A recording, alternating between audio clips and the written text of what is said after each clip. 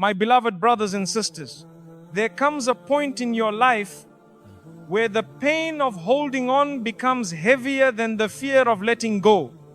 And it's in that moment when your heart says, Ya Allah, I accept what you've written, that something shifts, not just around you, but inside of you. You begin to rise. You see, we struggle because we keep fighting what Allah has already decreed. We try to control the uncontrollable. But the moment you say, I trust you, Ya Rabb, you're no longer resisting His mercy, you're walking into it. And that is where true peace begins. Acceptance doesn't mean giving up. It means giving in to a plan that is wiser than yours. It's not weakness, it's worship. And Allah has promised, indeed, with hardship comes ease. Surah Ash-Shar 94:6. So if you're tired, confused, or lost, maybe this is the moment where you let go and let Allah raise you, restore you, and guide you to exactly where you're meant to be. 1. The struggle before surrender. Before surrendering to Allah's plan, the heart often goes through a storm of confusion. You question everything, why your du'as are delayed, why your pain keeps increasing, why the answers seem silent.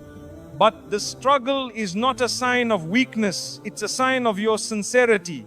Even the Prophet ﷺ cried out in hardship. Your cries, your restless nights, your silent frustration, they are seen. Allah never abandons the one who turns to Him with a trembling heart. The struggle is not wasted, it softens the soul for what's coming. Sometimes Allah allows the pain to linger so that you reach a level of humility you would have never found in comfort. Look at Yunus in the belly of the whale.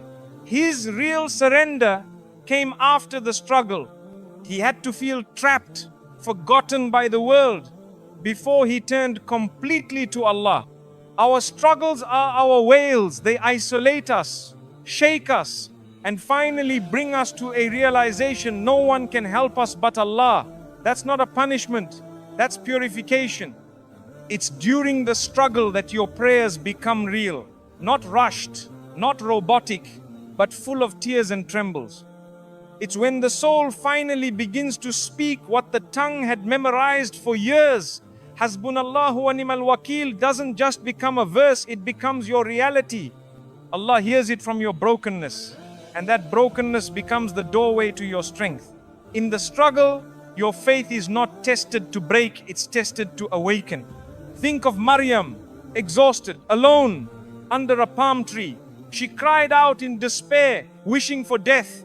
But it was right there, in that moment of complete emptiness, that Allah sent her relief.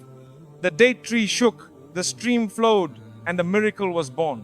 Often, it's just when you feel you can't go on anymore that the ease begins. Allah allows you to bend, not to break, but so you finally let go of control and witness His power. Many people feel guilty for struggling, as if true faith means you're always calm. That's not true. Even the prophets had moments of intense fear, sadness, and frustration. What matters is not the absence of struggle, it's who you turn to in that struggle. Allah doesn't expect perfection, He expects connection. Even if all you can say is, Ya Allah, help me, that is enough. In fact, sometimes that's all your heart truly needs.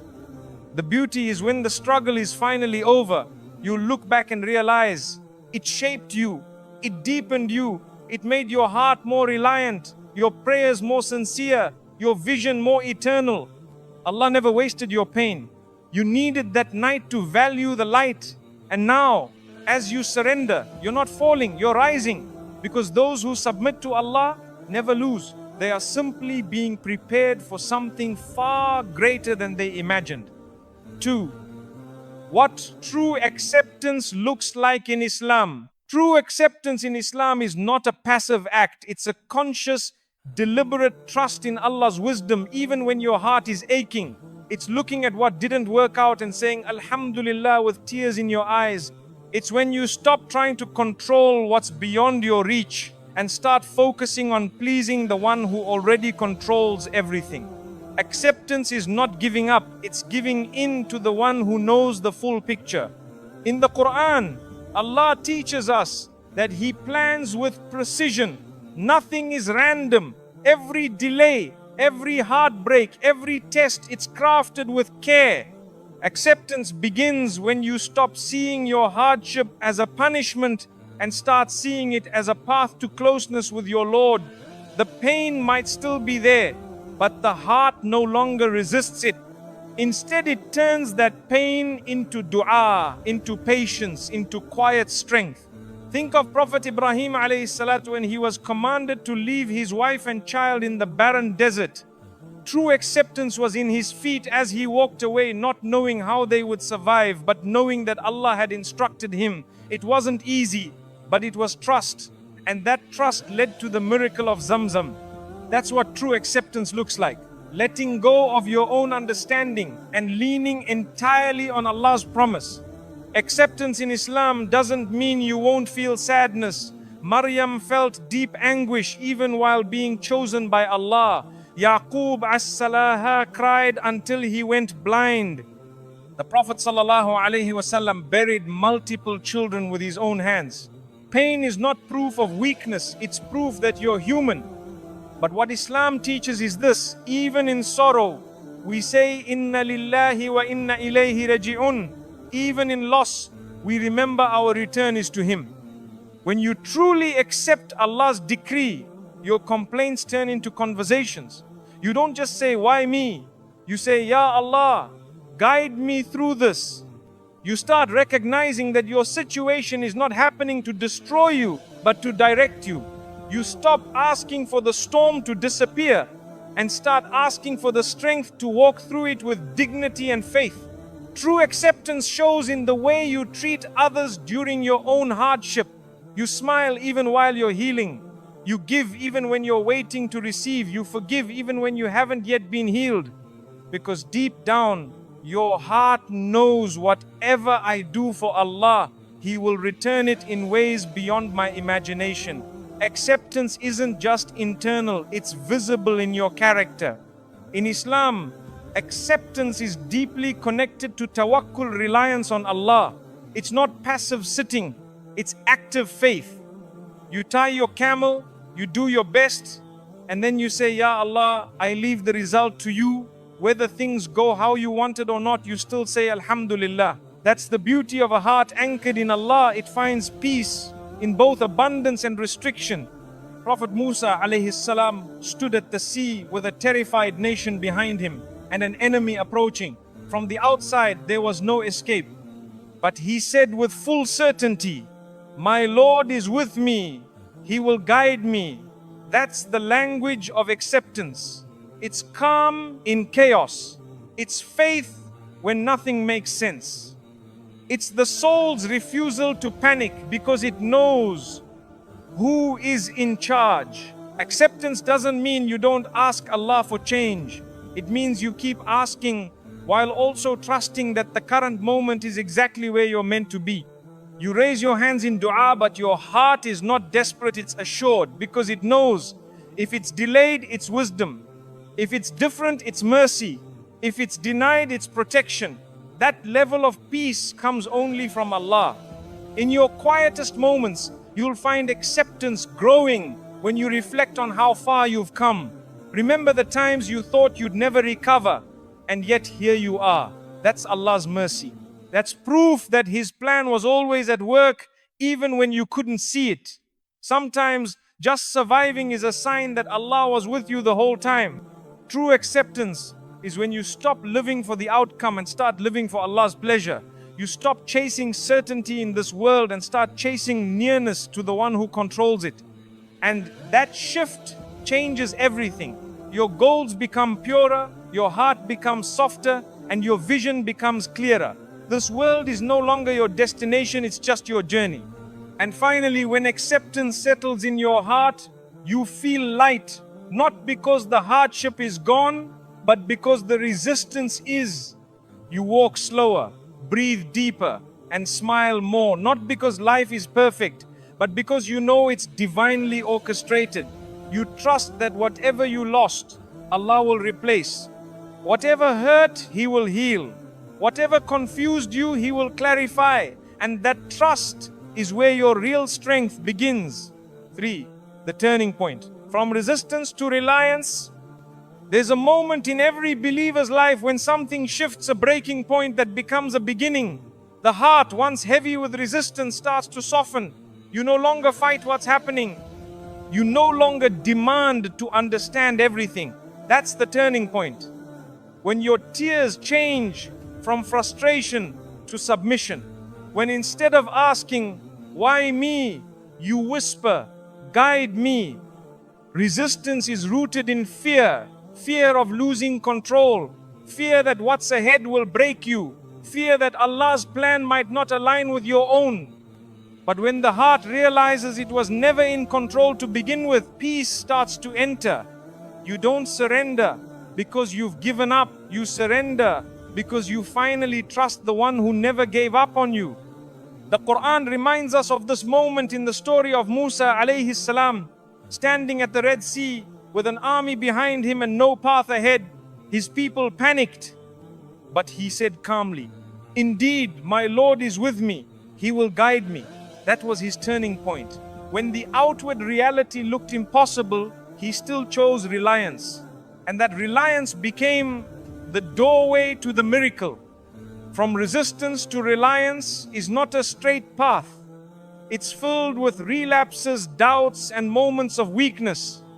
But with every prayer, every cry in sujood, every whispered Hasbi Allahu, you're walking closer to Allah. You may stumble, but you're still moving forward. And Allah sees that effort. He loves it. He nurtures it. Until your heart stops wrestling with His decree.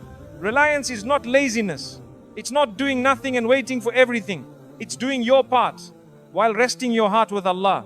You apply, you try, you plan, but you no longer panic.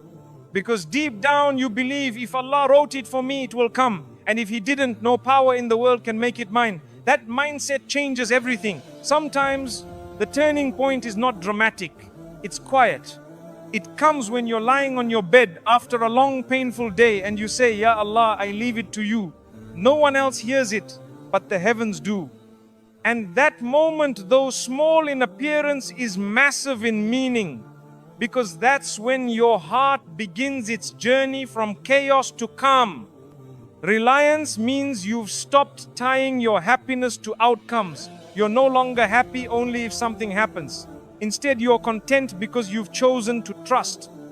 You realize that Allah's plans are always better than your own, even when they hurt, even when they confuse you, even when they're not what you wanted, because He sees what you don't.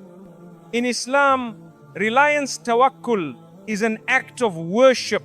It's not a mindset, it's a spiritual posture. It's knowing that your job is to strive, and Allah's job is to deliver what's best. Even the Prophet ﷺ was taught to rely on Allah completely during battle, during rejection, during loss. His heart was trained to lean on the eternal, not the temporary. Many people feel they can't rely because their faith is not perfect. But Allah never asks for perfect faith. He asks for a sincere heart. He asks you to try, to turn to Him again and again, even when your mind is still unsure, even when your past haunts you, even when your heart is tired, because reliance doesn't come after clarity, it brings clarity. There's a beautiful irony in Islam. The more you rely on Allah, the stronger you become. The more you surrender to Him, the more power He gives you. Not worldly power, but spiritual resilience. You begin to carry burdens differently. You smile in storms. You find light in places that used to be dark, because you now see life through the lens of divine wisdom. Every storm you face is an invitation not to panic, but to rely, to say, "I don't know how, but I know who." That shift changes your du'as. They become deeper, less desperate, more trusting.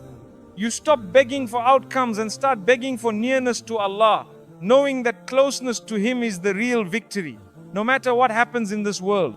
And when reliance becomes your way of life, you become unshakable, not because life stops testing you, but because your soul no longer fears the test. You walk with dignity through difficulty.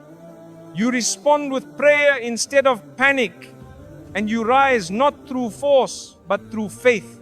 That is the power of a heart that has turned from resistance to reliance. 4.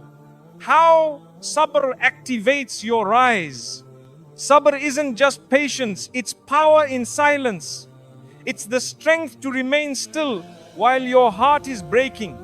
In Islam, sabr isn't weakness, it's an active choice to keep your faith firm, your tongue pure, and your heart steady, even when everything around you is falling apart. It is through sabr that you begin to rise, not outwardly at first, but inwardly, where it truly matters. Every believer who rises with sabr. Look at the stories in the Quran. Every prophet went through seasons of waiting, pain, rejection, or loss, but they didn't give up. They didn't speak out in anger against their Lord. Instead, they practiced deep patience, and through that, they were elevated. Allah is not unaware of your struggle. He's preparing your soul for something greater through it. When you are patient, you are not delaying success, you are deepening your roots. Trees don't grow tall overnight. They spend years strengthening underground before they even break the surface. In the same way, sabr builds the foundation for your growth, your character, your connection with Allah, your resilience. It all grows in those unseen moments of struggle. Sabr doesn't mean you stop feeling. It doesn't mean you don't cry. The Prophet ﷺ cried when his loved ones passed away. He felt sadness, pain, even fear. But what made his sabr special was that he never allowed those emotions to make him lose trust in Allah. That's the example we follow. You can feel deeply and still be among those with the highest level of sabr. The reward for sabr is not just in the afterlife, it begins here. The Quran says, indeed, Allah is with the patient. Imagine that. The creator of the heavens and the earth, with you, just because you chose to stay calm, stay faithful, and not lose hope. That closeness gives you light in your darkest hours. You may be tired, but you are never alone. When you respond to hardship with sabr, Allah elevates you in ways no human effort ever could. You might not get the exact result you wanted, but you get something better. Peace of mind, clarity of heart, and the companionship of your Lord. That spiritual rise often comes before the worldly one, and it's more lasting, more fulfilling, and more real.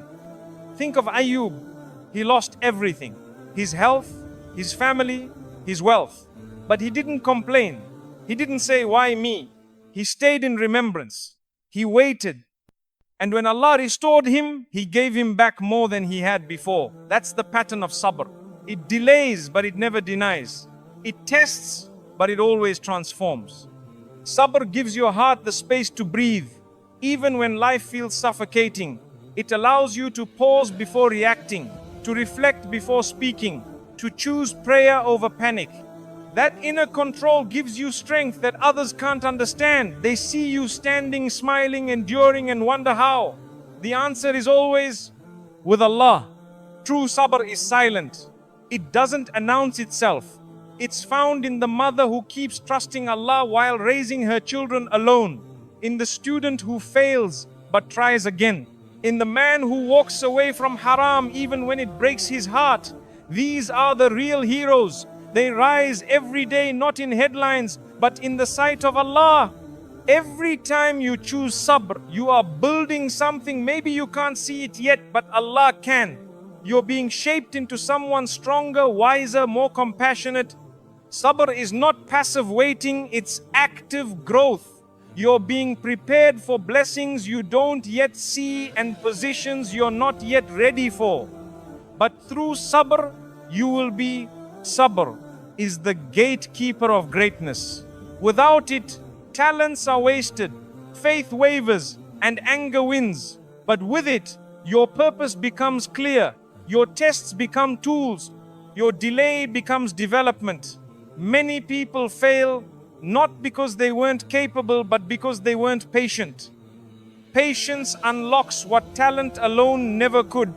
When the world tells you to react, sabr teaches you to respond with wisdom. It trains your ego. It humbles your soul. It protects your heart from impulsiveness. In every argument, every hardship, every delay, patience gives you a higher vantage point. You're no longer reacting from pain, you're moving with purpose.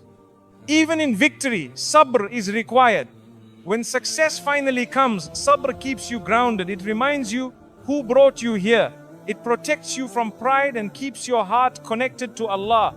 Because sabr isn't just for struggle, it's for every stage of life. It's a companion, not just a momentary shield. Allah promises in Surah Az-Zumar, indeed, the patient will be given their reward without account. No number, no limit, just pure reward from the most merciful. That's how much Allah values your restraint, your tears held back, your trust maintained. Every second you were patient is recorded and rewarded. So, when you feel like you're being buried by life, remember you might actually be getting planted. And with sabr, you will rise again, stronger, closer to Allah, with a heart that knows. The rise wasn't in avoiding the test, but in walking through it patiently, gracefully, faithfully. 5. Quranic stories of rising after surrender. The Quran is not just a book of rules, it's a book of real human stories. And again, it shows us the pattern. Those who surrender to Allah rise, not always immediately, not always in the way they expected, but always in a way that transformed their lives and brought them closer to the divine. These stories are not just for reflection, they are for your strength. Take the story of Yunus. He left his people in frustration, boarded a ship, and ended up in the belly of a whale. In the depths of darkness, physically and spiritually, he remembered Allah. And when he surrendered fully, saying, "There is no God but you, glory be to you, I was among the wrongdoers," Allah raised him from the ocean to the shore and restored his mission. His rise began with humility. Then there is Musa, a man who fled Egypt as a fugitive, alone, afraid and uncertain. Yet when he turned to Allah, Allah turned him into a prophet, a leader, a miracle bearer. He returned to the land he once fled, this time not running, but guiding. His rise was not despite his weakness, but because of his surrender. He allowed Allah to lead, and that made all the difference. Maryam is one of the most powerful examples. A young woman, alone and pregnant, misunderstood by her people. She surrendered to Allah's command without fully knowing the outcome. And in that surrender, she became the mother of Isa, a symbol of purity, patience, and trust. Her story teaches us that even in complete isolation, Allah can lift you to unimaginable heights. Think of Ibrahim alayhi salatu wasalam, asked to sacrifice what he loved most, his son. It was the ultimate test of surrender. And yet, when he submitted fully, Allah replaced the sacrifice with a ram and honored him for generations. His legacy lives in the rituals of Hajj. Through surrender, he didn't lose his son. He gained closeness to Allah and a status unlike any other. We also see the story of Yusuf, betrayed by his brothers, sold into slavery, thrown into prison, all for years. But throughout it all, he never stopped turning to Allah. And when the time was right, Allah raised him to power and reunited his broken family. Yusuf didn't rise by force, he rose through quiet surrender and consistent character, even in darkness. Ayub suffered through years of illness and isolation. He lost wealth, children, health, but never lost his faith. His dua was not one of demand, but of deep humility. Indeed, adversity has touched me, and you are the most merciful. That soft plea, born of surrender, led to complete healing and restoration. His rise was not loud, but it was lasting. Zachariah prayed for a child even in old age, knowing the odds were impossible by worldly standards. But he didn't let go of hope. And when he finally surrendered the matter entirely to Allah, Allah granted him Yahya, a child pure and wise. This was a rise not just in fatherhood but in legacy. And it came after years of quiet, unwavering trust. Nuh spent centuries calling his people, mocked and dismissed, yet he kept obeying. When the time came, Allah instructed him to build an ark, something that made no sense to those around him. But he didn't question, he surrendered. And through that ark, he was saved. His rise wasn't just survival, it was in being the only one who truly followed divine guidance. The people of the cave in Surah Al-Kahf were young men who stood against the falsehood of their time. They left everything behind to preserve their faith. Allah placed them in sleep for years, and when they awoke, their surrender became a story for all generations. They rose not with armies, but with courage and conviction born from surrender. Even Adam, after his mistake in Jannah, shows us how surrender leads to elevation. He didn't justify or blame, he repented sincerely. Allah accepted his words and forgave him. It was in that moment of humble return that Adam was honored again. In Islam, it's not falling that defines you, it's what you do after. Surrender lifts the sincere. The people of Badr, outnumbered and unequipped, stood before a mighty army, but they had one weapon the world couldn't see: full surrender to Allah. They didn't rely on their strength, they relied on His help. And that trust brought victory against all odds. It wasn't numbers that won, it was submission that raised them. Bilal, a former slave tortured for saying Ahad, Ahad, one God, surrendered his comfort and safety for the truth. And because of that, he rose to be the first muazzin of Islam. The man once beaten on the sands of Makkah was now honored on the rooftops, calling the faithful to prayer. That's what surrender does. It lifts you in ways people can't. Hajar Ra'eh, left alone in a barren desert with her child, ran between two hills in desperation, but in her heart was full submission. She didn't resist Allah's decree, she obeyed and trusted. And from her steps, Allah brought forth Zamzam, a spring that still flows today. Her surrender wasn't forgotten, it became sacred. All these stories are not just history, they're instructions. They show you that the path to rising is not through resistance, but through surrender. When you let go of control, when you stop fighting Allah's plan, when you trust Him even in pain, that's when you begin to rise. Not always with ease, but always with purpose, always with Him. 6.